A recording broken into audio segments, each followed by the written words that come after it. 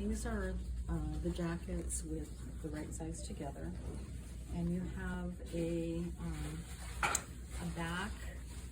What we're gonna do on the machine is come down a 1/2 inch from the top, come 1/2 inch beyond this intersection, and then make a right angle across, and then that's where your stitching will stop. You will slit this angle into the corner so that it is movable, and then this will be able to fold back and be pressed open. So there's no overlock on these interiors because they're going to have a lining. Then the front has darts. They have fisheye darts.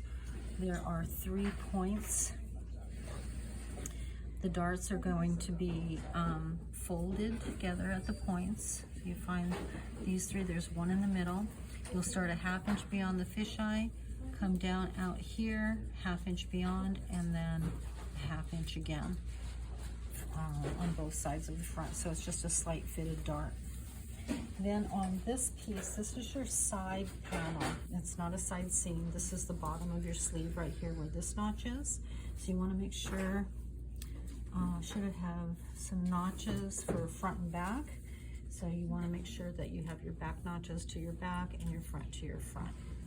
Okay, so that's what we want to start with to begin with. These are all going to be 1/2 inch seams. And you'll see that the armhole takes place when you put these together, so make sure you've got this configuration before you finish it all off. Okay.